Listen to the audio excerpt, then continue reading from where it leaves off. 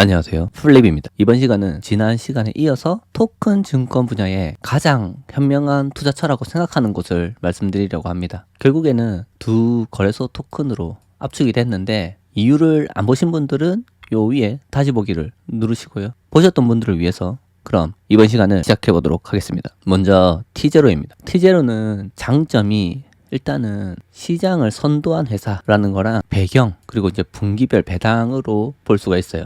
거의 시장 선도 부분에서는 거의 완전 초창기에 설립이 돼가지고 T0와 이전에 그 INX에 인수됐었던 오픈 파이낸스 이 두 회사가 사실은 업계를 처음에 선도를 했었습니다. 다른 회사들도 물론 많았지만 이 두 회사가 우수한 편이었죠. 상징성은 큰 장점으로 작용을 했고 아직도 INX, 세큐리타이저와 함께 시장을 선도하고 있습니다. 두 번째는 분기별 배당입니다. T0 토큰은 분기별 배당을 하고 있고요. 수익이 아니라 이익이 발생하면 10%를 받게 됩니다. 중간중간에 유동성을 생각하면 좋은 초이스가 될 수 있다. 그렇게 생각하고 아직은 이익이 난 적이 없기 때문에 배당은 없습니다. 세 번째는 강력한 뒷배경입니다. 여러분이 잘 아시는 세계에서 가장 큰 증권회사죠. NYSE, 뉴욕 증권거래소는 사기업이고요. 이 회사의 모기업인 ICE라고 있습니다. 인터컨티넨털 익스체인지라고 있거든요. 100% 뉴욕 증권거래소 지분을 가지고 있습니다. 이 ICE가 전략적으로 T0의 지분에 투자를 했고요. 몇 퍼센트의 지분을 가지고 있는지는 알려져 있지 않습니다. 그런데 IC의 CSO였던 데이비드가 투자 이후에 T0의 CEO로 바로 내정되는 걸로 봐서 상당한 지분을 가져간 것으로 판단됩니다. 혹은 어떤 전략적인 이유로 적은 지분에 CEO 자리까지 내줬을지도 모르죠. 공개된 내용은 없지만 강력한 뒷배경으로 생각합니다. 그리고 저는 이 IC가 오히려 배경이 단점이 될 수도 있다고 생각합니다. 기업 구조를 잠시 보면 처음 T0를 만든 오버스탁이 T0 지분의 34%를 가지고 있었고요. 오버스탁에서 만든 100% 기술 투자 전문 회사죠. 메디치 벤처에서 18%의 지분이 있습니다. 그럼 총 52%의 지분을 가지고 있죠. 근데 IC가 지분 매입을 하면서 그 지분 관계가 어떻게 바뀌었는가는 알 수 없습니다. 공개된 게 없기 때문이죠. 그런데 이 T0는 오버스탁, 메디치 벤처 그리고 IC가 양분해서 가지고 있기 때문에 이해관계가 복잡하고 또 빠르게 필요한 주관적인 판단이나 혁신성을 개혁하기가 힘듭니다. 이게 크게 발목을 잡을 수 있다고 저는 생각을 하고요. 배경의 장점만큼 단점으로 크게 작용할 수 있다고 생각을 합니다. 그리고 이런 구조 때문에 사업의 방향성이 문제가 생길 수가 있어요. 이게 무슨 말이냐? 사공이 많으면 배가 산으로 간다는 얘기가 있죠. T0는 처음 시작을 증권형 토큰 및 가상자산 거래소로서 투자자에게 편리한 투자 환경을 만들어줬습니다. 그리고 박스 익스체인지와 함께 BSTX 거래소를 만들어가지고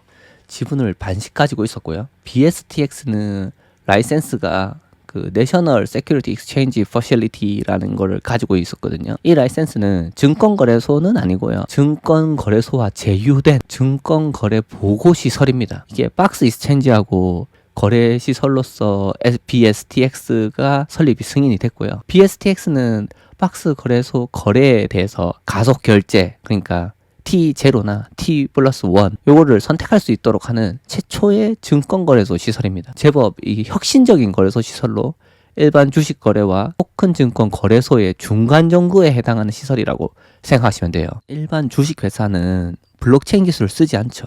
그래서 T+3일이 될 수밖에 없습니다. 증권형 토큰에서 라이센스가 있으면 T0까지 가능하죠. 우리나라는 D+3일 뭐 이렇게 가는 건데 트랜잭션이라고 해서 T+3 이렇게 가거든요. 어찌됐든 이 BSTX라는 회사는 기존 주식을 거래하는 건 똑같은데 블록체인 기술을 써가지고 아까 말했던 T+0나 혹은 T+1 정도로 가능할 수 있도록 했기 때문에 혁신적이다. 완전 증권형 토큰 쪽으로 넘어오기 전에 중간 다리가 된다. 그렇게 설명을 드릴 수 있겠습니다. 그런데 이제 IC가 합류를 하면서부터 회사의 방향성이 크게 틀어집니다. 올해 초에 T0 자체 내에 보유하고 있었던 크립토 마켓을 T0의 설립 취지를 말하면서 토큰 증권 거래에 집중하겠다. 그런 이유로 문 닫았어요. 그래서 현재 거래가 되고 있지 않습니다. 사실 여기서 가장 아쉬워할 만한 곳은 레이븐 커뮤니티죠. 왜냐면은 레이븐의 시작이 오버스탁하고 T0를 설립했었던 패트릭 번하고 브루스 팬턴에서 시작이 됐고요. 그리고 이 오버스탁의 100% 자회사죠. 아까 말했던 메디치 벤처스에 있었던 트럼 블랙 요 세 사람이 레이븐을 만들었거든요.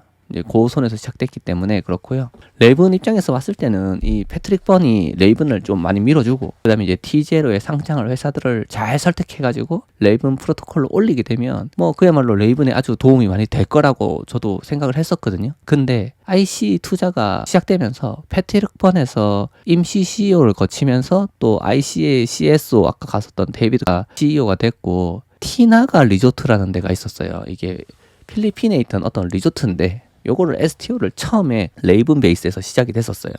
요건 전에 소개를 한번 드렸죠. 레이븐 베이스에서 시작됐다가 이게 이더리움 베이스로 또 옮겨가는 일이 또 생겼습니다. 그리고 이제 올해 초에 레이븐하고 또 몇 개의 코인이 상장돼 있던 그 T0의 크립토 거래소가 문을 닫았거든요. 이거는 레이븐 투자자 입장에서는 굉장히 서운해할 수 있는 부분입니다. 그리고 이 박스 익스체인지하고 뭐 50대 50으로 지분 설립했었던 BSTX 요거 또한 가장 최근에 T0에서 공개했던 자료에 따르면은 계속되는 적자 1,500만 불, 약 한 195억 정도 되거든요.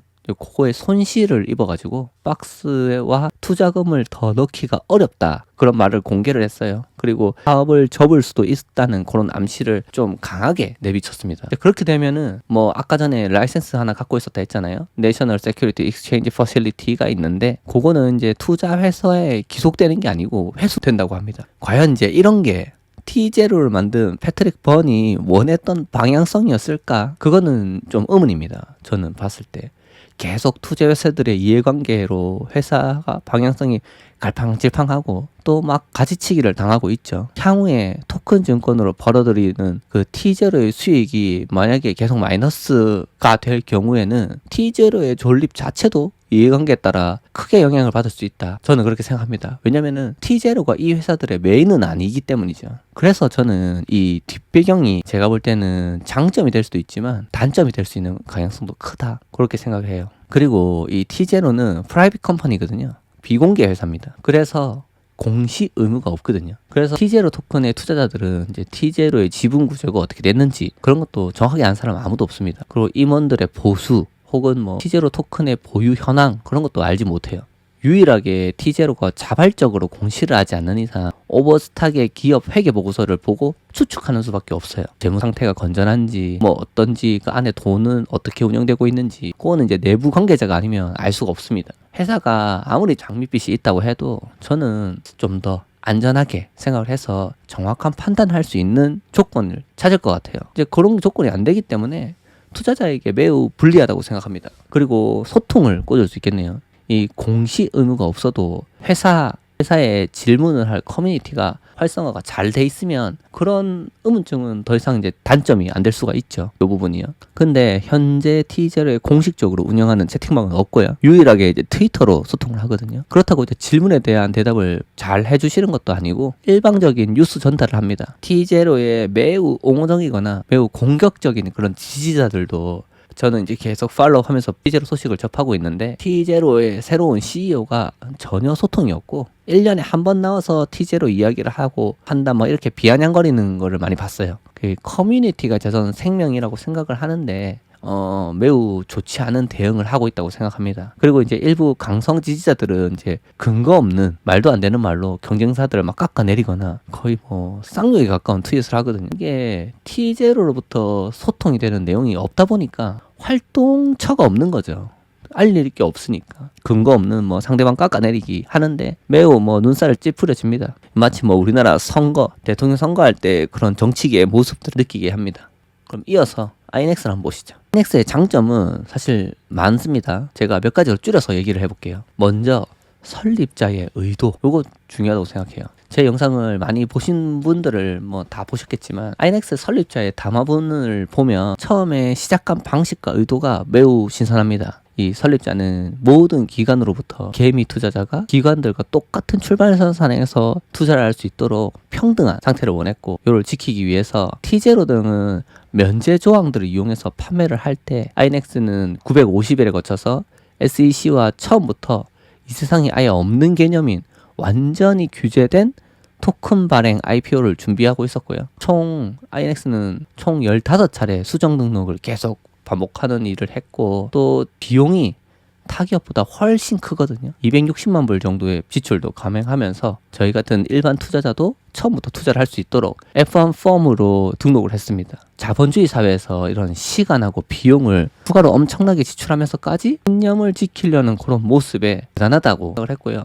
좀 신선하게 많이 느껴졌습니다. 그래서 저는 이 첫 번째 장점으로 선택을 했고요. T0 토큰은 레귤레이션 D를 이용해서 상장하기 때문에 적격 투자자가 다 사고 나서 1년 뒤에 일반 투자가 가능한 그런 식의 면제 조항을 했고요. 그리고 이 T0 토큰을 비롯해서 많은 거래소들에 만들어진 토큰들은 SEC에 등록이 되었지만 면제 방식을 선택했기 때문에 현재까지 SEC에 의해서 완전히 규제된 토큰은 INX 토큰이 유일합니다. 다른 토큰들을 다 토큰 증권으로서 거래가 되고 있는데 무슨 소리인지 이해가 안 되는 분들을 위해서 군대로 쉽게 설명을 드리면, INX는 병무청 가서 신검 받고 정해진 군생활 개월수를 다 마치고 만기 제대를 했는데, 뭐 T0나 다른 기타 토큰들은 레귤레이션 A, S, D, 뭐 CF 이런 거는 등록의 한 유형이라고 할 수 있지만 다 면제 조항이거든요. 정확하게 말하면 면제 조항이고, 군대로 따지면 무슨 뭐 결격 사유가 있는 경우 있잖아요. 손가락이 없다, 뭐 생명이다, 정신질환이 있다 등등, 치아가 없다, 뭐 이런 정해진 조건이 충족돼서 정상적인 군 생활을 못하고 면제 혹은 이제 방위, 단기 사병으로 짧게 혹은 약식으로 생활하고 전역한 사례다. 그렇게 이해하시면 쉽죠. 그렇기 때문에 SEC 의장이 공식 석상에서 정식 등록된 사례를 소개할 때는 항상 INX가 언급이 됩니다. 그렇게 언급되는 회사가 몇 개 안 되는데 극소수 회사 중에 하나죠. 다음은 이제 커뮤니티 소통입니다. 북미 CEO하고 임원진들이 간간하게 얘기하는 게 커뮤니티의 중요성입니다. 예전에 뭐 커뮤니티 퍼스트다 뭐 이런 얘기들 많이 했었고요. 가장 뭐 중요하게 생각한다고 하는 게 실제로 많이 느껴집니다. 요 오피셜 채팅방에서 얘기를 하다 보면은 C 레벨 인원이 직접 답글을 하는 경우가 많아요. 요 C 레벨이 뭐냐? CEO, CF, CSO 그런 사람들 있잖아요. 그런 사람들이 C 레벨인데 그런 사람들이 직접 와서 답변을 합니다. 좀 신기하다라고 많이 생각을 했고, 비단 이런 거는 T0 뭐 이런 경쟁 체제를 떠나서 이렇게 하는 회사가 있겠습니까? 있나요? 저는 본 적이 없거든요. 그래서 커뮤니티에 신경을 아주 많이 쓴다라는 거를 느낄 수 있었습니다. 그리고는 수익 포트폴리오를 말씀드릴 수 있겠네요. INX는 수익 모델이 몇 개가 있어요. 토큰 증권 거래소, 크립토 거래소의 거래 수수료 수익, 그다음에 상장할 회사들의 오퍼링 수수료 수익, ILS 브로커의 1티어급 은행들에게서 받는 중개 수수료, 그 다음에 CBDC 사업 수익, 이거는 예정이죠. 아직 안 됐으니까. 그게 식파하고 제휴가 됐는데 아주 기대가 되는 부분 중에 하나입니다. 그 외에 뭐 벤처 투자자 이런 거 있는데 제끼고요. 아까 말씀드렸던 그 부분에 대해서 제가 어떻게 생각하는지를 써놨어요. 저는 이제 이렇게 평가를 개인적으로 매겨봤을 때 가장 크게 될 수 있는 부분이 거래 수수료 부분, 가장 크게 될 수 있는 부분, 예상되는 거. 그 다음에 CBDC, 그 다음에 오퍼링 수수료, 그렇게 될 수가 있어요. 근데 이게 아직까지 ILS 브로커에서 뭐 수입이 크게 발생하지 않은 것도 있고요. 가장 먼저 지금 기대를 해볼 수 있는 수익은 상장 오퍼링 수수료입니다. 이게 5에서 7% 사이로 매겨지거든요. 상장을 내가 100억을 했다, 100억만큼 팔렸다 그러면 한 5억에서 7억 정도는 수수료로 내야 됩니다. 그리고 이제 CBDC를 굉장히 기대할 수 있는데 요게 사업의 진행 정도에 따라서 굉장히 크게 확장될 수 있다. 왜냐면 한 가지의 레퍼런스가 생기면 다른 나라들도 차용을 많이 할 수도 있거든요. 그러면 이제 그 만들 때마다 생기는 수수료 수익이 짭짤할 거다라는 생각을 합니다. 근데 뭐 이번 시간에는 이게 예정으로 진행되고 있는 거라서 사실 이게 전략적 제휴는 한 상태고 실제로 액션이 어떻게 이루어졌는지는 아직 안 나왔거든요. 그래서 이번 시간에는 제외를 하고 한번 검토를 해보겠습니다. 일단 수익 부분에 대한 검토는 이전에 만들었던 표를 보여드릴 건데요. 개인적으로는 제가 INX 거래소가 코인베이스를 1차 목표로 따라가기를 바랍니다. 이거는 이제 크립토 경영을 말하는 건 아니고요. 전체 수익과 이익이 코인베이스급으로 성장하는 걸 말하는 거예요. 이게 무슨 말이 되는 소리냐고 이렇게 생각할 수도 있는데 저는 충분히 가능할 거다라고 생각을 합니다. 제가 제일 처음 만들었던 영상 혹시 기억하시나요? 왜 토큰 증권형 토큰이 커져나갈 거냐에 대해서 한 장으로 요약된 그림 도표입니다. 여기서 보시면 이 코인베이스는 이건 제가 추가를 해버린 건데 어차피 이 금융 쪽에서 한 상품의 하나일 뿐입니다. 왜냐면 크립토 거래만 하고 있잖아. 뭐 NFT도 조금 하는 거 같은데 뭐 그렇다 쳐도 한 두 가지 정도를 가지고 그렇게 돈을 많이 벌고 있어요. 근데 이 많은 것들이 뭐 원자재부터 시작해서 광물, 뭐 지적재산권, 특허 그런 것들이 상장을 하게 되면 저는 코인베이스의 그런 거래 수수료 수익이 크게 와닿지도 않을 거다라고 생각을 합니다. 먼저 코인베이스에 공시된 내용에 의거해서 INX가 같은 규모로 성장을 했을 때 만약에 Adjusted Operating Cash Flow를 똑같이 40%를 주주들한테 배당을 해준다. 그런 전제로 20년, 21년, 22년의 배당 금액을 한번 예측해 보겠습니다. 19년도는 처음 공시를 하기 시작한 날짜입니다. 마이너스부터 시작했던 거를 볼 수가 있죠. 이 표를 갖다가 정리를 하면 어떻게 되느냐. 이렇게 표로 정리가 됩니다. 연도별로 Net Operating Cash Flow가 나와 있고요. 이걸 통해서 이게 INX 같은 경우에 얼마를 벌 수 있었을지 같다는 가정하에 코인베이스만큼 규모가 커졌다 그 가정하에 어떻게 되는지 한번 보시죠. 2019년에는 마이너스이기 때문에 배당이 없고요. 2020년에는 Net Operating Cash Flow가 294밀리언. 지난번에 누적돼서 마이너스 됐던 게 있죠. 그걸 더해줘야 됩니다. 그리고 40% 배당 내용을 빼줘야 되는데 배당이 없었으니까 그냥 이 두 개만 더해서 213밀리언인데 그럼 213밀리언에 나왔으니까 그거의 40%인 85밀리언이 배당되게 되고요. 주주들한테. 21년도에는 4빌리언이 됐습니다. 4빌리언에 플러스 213밀리언 마이너스 요건 배당이 나갔으니까 빼야겠죠. 85 빼면 4166 여기서 다시 40%는 1666밀리언이죠. 단위는 요게 배당금으로 지급이 되는 겁니다. 1.67빌리언 정도 되죠. 22년도에는 실적이 많이 안 좋았습니다. 마이너스 값이 나왔죠. 다시. 그런데도 불구하고 많이 쌓여 있었던 게 있었기 때문에 두 개를 더하고 그다음에 1666을 빼면 914밀리언이 되고요. 거기에 40%인 366밀리언이 됩니다.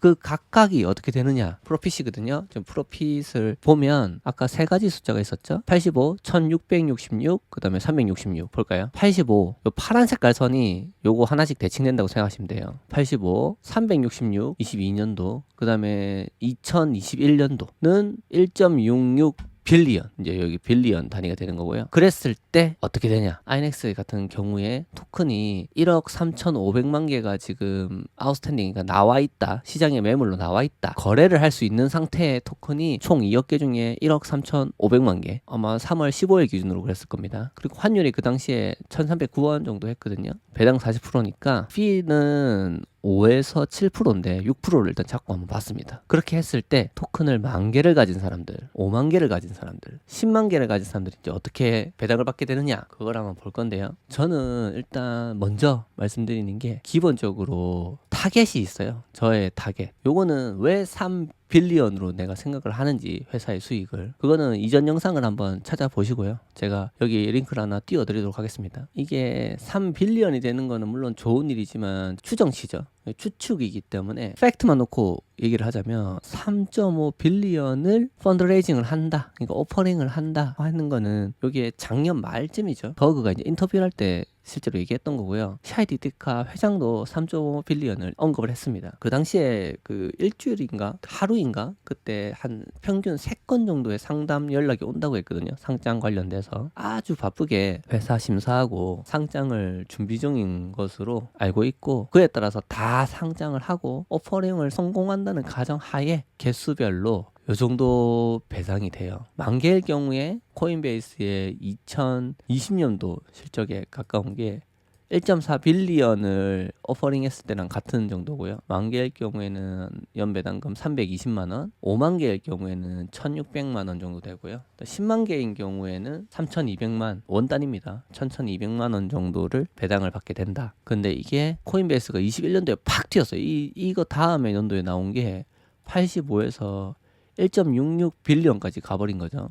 그랬을 때는 얼마를 배당받게 되냐. 10,000개 기준에 6,400만원, 50,000개 기준일 때는 3억 2천, 그 다음에 100,000개 기준일 때는 6억 4천만원을 연간 내 토큰 하나도 팔지 않았고 그대로 돈만 들어오는, 토큰 그대로 배당금은 들어오는 그런 상태가 연출될 수 있다. 마찬가지로 이것도 뭐 보시면 되겠죠. 그 다음 연도 2022년도 기준으로 이제 나온 숫자를 봤을 때 40개 기준에 1,400만 원, 5만 개 7천만 원, 10만 개 1억 4천 정도가 된다. 근데 저는 여러 가지 전에 말씀드린 영상에 따라서 3빌리언 정도가 타겟이 될 거다라고 예상을 했고요. 이 3빌리언은 사실 이것조차도 굉장히 보수적으로 제가 잡은 겁니다. 그랬을 때는 어떻게 되냐. 만 개일 때 1억이 넘어간다. 만 개만 갖고 있어도 배당이 1억이 넘어간다. 만 개 얼마죠? 한 400만 원 지금 하나요? 지금 많이 내려가지고 그 정도 할 것 같은데 400~500만 원 할 것 같은데 나쁘지 않죠? 만약에 이렇게까지 잘 성장을 한다면 일단은 요거를 설명하기 전에 팩트 부분을 한번 더 보면 3.5 빌리언이 되게 중요한데 요게 자체가 상장이라는 것 자체가 INX에서 심사를 한다 해도 최종 오퍼링에 대한 결정은 각 회사에서 하는 거기 때문에 지금처럼 시장이 많이 안 좋잖아요. 그럴 때는 보통 미루게 됩니다. 그리고 이 오퍼링 금액 자체가 모든 프로젝트가 100% 성공하는 거는 불가능하고요. 그러면 3.5 빌리언에서 빠지게 되는 부분이 생기겠죠. 3.5 빌리언을 다 상장하기 위해서 공개를 했는데 이걸 다 못 채우는 경우가 생기겠죠. 이 피의 6%는 실제로 판매가 된 상황에 대해서 6%를 가져가는 거거든요. 그렇기 때문에 요걸 갖다 상장 수수료를 잘 받으려면 이 상장된 애들이 또 잘 움직여줘야 됩니다. 근데 이게 잘 안 될 것까지를 가정을 한다 치고 3.5 빌리언이 나온다 했던 게 작년 중순 말쯤 된다고 했죠. 그때부터 전화가 그렇게 많이 왔었다 이거죠. 그럼 그 뒤에 거는 숫자가 플러스가 안 된 상태이기 때문에 합리적으로 생각을 하면 그냥 3.5 빌리언 정도를 그냥 픽스를 시켜도 된다고 예상을 합니다. 계속 상장하려고 들어오는 회사들이 100만 원, 200만 원 이런 식으로 그 오퍼링을 할 건 아니거든요. 그렇기 때문에 좀 더 긍정적으로 생각해서 3.5 빌리언을 상장을 할 것 같다라는 전제를 깔아도 될 거라고 생각합니다. 파이어의 기준이 개인마다 다 다르죠. 근데 10,000개 정도 사가지고 파이어를 만약에 할 수 있다면 이거 해볼 만하지 않나. 그랬을 때는 요 토큰 가격이 99달러까지 올라갈 거다라는 게 이제 제 의견이고요. 개인적인 의견입니다. 이거는 참고만 하시고. 왜 그렇게 되라고 생각했는가라 하면 돈을 이게 투입을 했을 때 투입 금액 대비 수입이 10%가 되는 거. 배당금이 10%다라고 생각하면 좀 이해가 빠르죠. 사실 이 배당금 10%도 흔한 건 아닙니다. 그렇기 때문에 요 10%일 때 투자를 할 수 있는 상태라고 가정을 했을 때 이 정도이기 때문에 만약에 5%다. 5%라고 하면 더 낮은 가격에서도 돈을 낼 수 있다는 거죠. 그러면 뭐 사실상 이 가격은 2배가 될 수 있다. 198 불 정도까지 올라갈 수도 있다. 그렇게 생각하는데 이게 굉장히 매력적인 투자처라고 생각은 합니다. 물론 이게 현실적으로 그렇게 돼야 되는 거지만 그럼에도 불구하고 저는 굉장한 희망이 있다. 이 회사 자체가 그렇게 생각을 합니다. 근데 여러분들이 좀 불안해 하시는 부분이 있죠. 요 부분, 요 시장 상황에 대한 거는 어느 회사나 똑같기 때문에 문제가 안 돼요. INX만의 문제는 아니거든요. 아까 티저를 할 때는 이걸 언급도 하지 않았지 않습니까?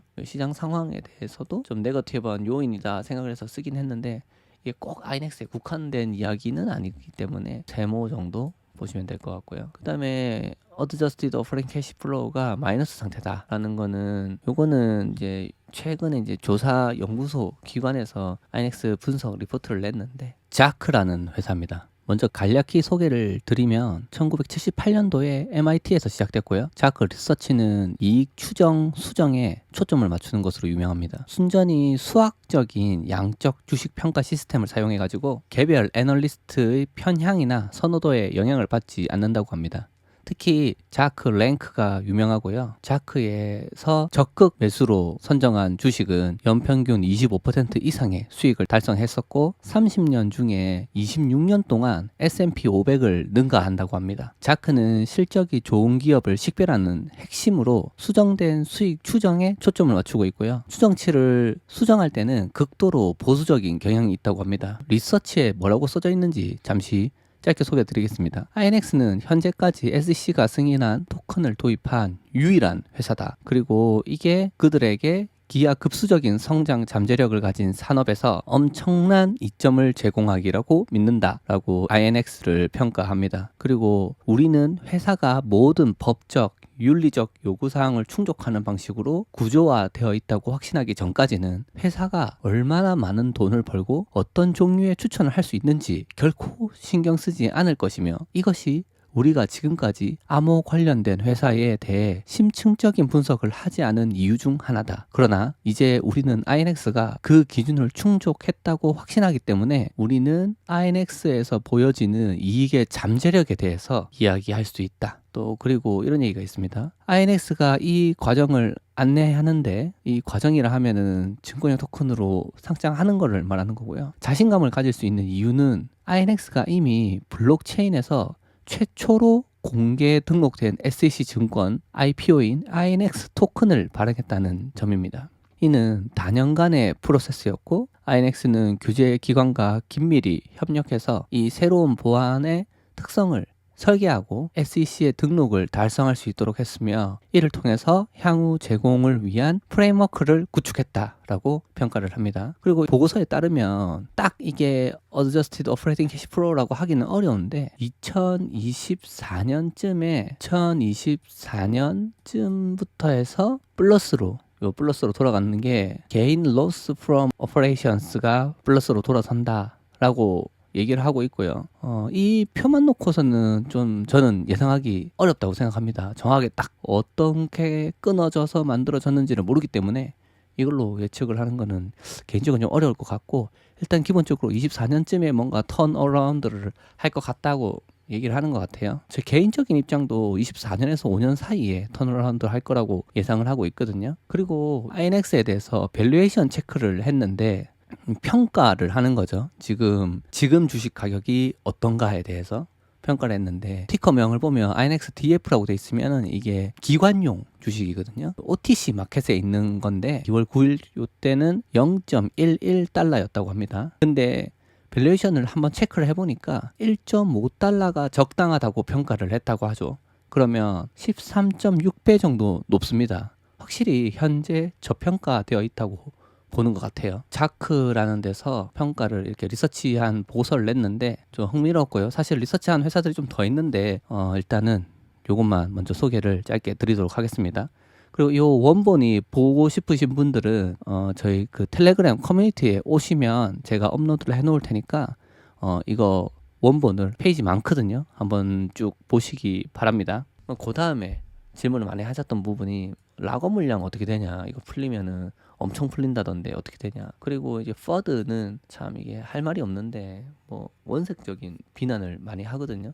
그 부분은 TJL 쪽에서 이렇게 많이 하는데 임원진까지도 이런 얘기를 하거든요. 좀 도를 넘지 않았나 하는 생각을 합니다. 그럼 여러분이 궁금하셨던 락업 물량에 대해서 한번 심도 깊게 보시죠. 요 공시된 자료에 따라서 1억 2천만 개 정도가 기존에 락업 없이 거래 중이었고요. 2월에서 4월 사이에 무려 900만 개가 시장에 풀리게 됩니다. 그리고 24년 7월 달 끝으로 150만 개가 더 풀리게 되죠. 그럼 여기서 이제 총 한 1050만 개 정도가 되는데, 여기 대부분은 임원들이 가지고 있어서 락업 걸린 물량입니다. 여기서 대부분은 사실 샤이자티카 회장의 물량이죠. 보이시죠? 몇 개나 갖고 있는가? 여기에 이제 943만 개라고 되어 있는데 지갑을 메타를 뜯어보면 아마 746만 개 정도 있는 걸로 알고 있고, 그게 추가로 더 있으면은 본인 회사 명의로 따로 갖고 있지 않을까, 뭐 그런 생각도 해봅니다. 투명하게 나와 있으신 분이기 때문에 티제르랑 또 그런 면에서는 좀 차이가 난다라고 생각이 들고요.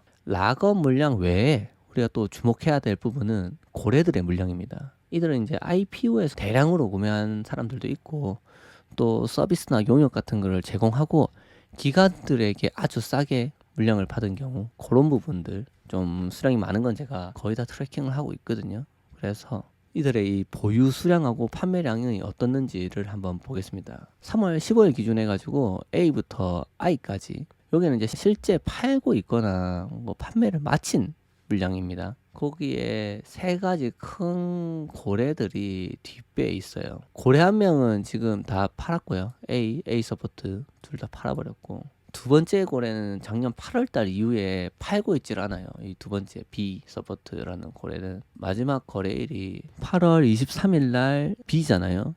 B 서포트니까 B에다가 토큰을 넘겨줘서 팔았던 건데, 그때 마지막 저가가 그날에 0.61달러였거든요. 그렇기 때문에 0.6쯤에서 강한 저항선이 한번 생길 수도 있겠다라는 생각을 해봅니다. 이 임직원의 개인적인 지갑까지 대부분 팔로업이 되어 있어가지고 체크를 했기 때문에 무작정 던지는 임원들은 일단 없어요. 그래서 고래들의 물량을 싹 다 더하면 1950만 개 정도가 돼요. 근데 이 샤이다티카이 회장에 대한 지분이나 이런 거는 제가 손을 안 댈 걸로 예상을 하거든요. 그래서 결론적으로는 저는 여기서 못 팔 것까지 생각을 해가지고 여기서 다 팔 건 아닐 것 같거든요. 1000만 개 정도에서 500만 개 사이에 1000만 개에서 500만 개 정도가 현실적으로 위협이 될 수 있는 수량이라고 생각을 하고요. 저는 500만 개가 좀 더 리즈너블하다라고 생각을 합니다. 그래서 가격이 빠지는 게 좀 더 낫다고 생각을 해요. 저 빨리 물량들이 소화되는 게 좋다고 생각하고요.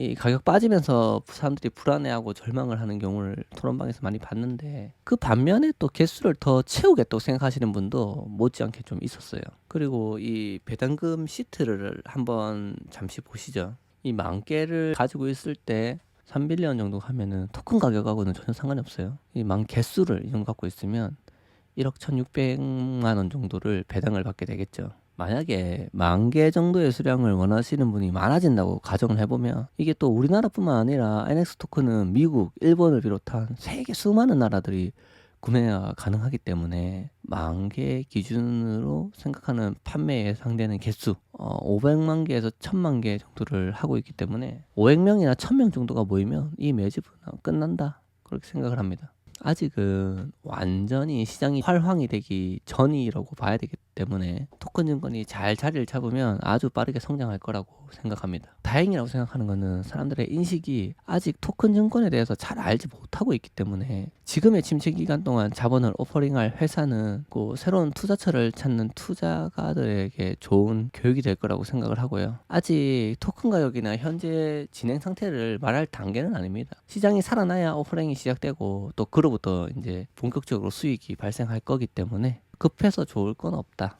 이지컴 이지고 잘 아시죠? 세상에 뭐 쉬운 게 어디 있겠습니까만은 나한테 이제 왔는 게 우연찮게 쉽게 나가는 것 같기도 하다, 좀 그렇게 생각이 드네요. 그리고 지금 레리 핑크가 뉴스를 하나 냈죠. 토큰 증권 이 100%인 이야기는 아닌데, 레리 핑크라 하면 그런 사람들이 이렇게 립을 계속 쳐주고 또 관리만 제가 좀 깔끔하게 한다 치면 모두 서두르지 말고, 토큰 증권에 관심이 있는 구독자분들이면 텔레그램 토론방에 오셔서 이야기도 좀 나눠보고, 카카오 채널도 준비 중입니다. 그리고 그 아이넥스 홈페이지에 보면 인베스트라는 란이 있어요. 거기 보면은 여러 가지 오퍼링을 하는 회사들이 쭉 뜨는데, 이게 원래 다 막혔었어요. 한국인이 막혔었어. 왜 막혔냐에 대해서는 아무도 답변이 없었는데, 제가 얼마 전에 얘기를 좀 들었습니다. 그래서 지금 차기 CBO로 지금 꼽히고 있는 분이 있는데, 그분하고 얘기를 좀 해서 제가 좀 도움을 드리고, 결국에는 일단 트럭팔부터 먼저 열었거든요. 그 다음에 순차적으로 보고 얘기를 좀 해보니까 다른 것도 열겠다. 그래서 아마 지금 다 열려 있는 상태입니다. 투자가 가능한 상태죠. 많이 관심을 가져주시고요. 그 관련된 내용은 물어보니까 한 다음 주 화요일 그쯤에 메일로 이 투자자들 분들한테 쏘아줄 것 같습니다. 그런 분들은 제가 직접 컨택해서 얘기를 하기 때문에 또 좋은 정보가 있으면 항상 공유를 할 거고요. 플립하고 함께 좋은 정보를 나누고 함께 지식하고 지갑이 같이 성장해 나갈 수 있었으면 좋겠습니다. 이 INX에 대한 설명이 도움이 얼마나 되셨을지는 모르겠는데, 지금 현재 잡혀있는 락업 물량에 대한 내용들, 그리고 코인베이스에 어느 정도가 되면 얼마가 될지 이건 캡처해서 그냥 쓰셔도 되고요. 참 이 할 얘기들이 많은데 그런 물량들부터 해서 회사별 장단점을 좀 써보는 시간을 가졌고요. 좋은 인연들을 계속 이어가고 또 알찬 토론방이었다라고 생각하실 수 있게 저도 최선을 다해 보겠습니다. 늦은 시간까지 시청해 주셔서 모두 감사드리고요. 좋은 밤 보내시기 바랍니다. 플립이었습니다.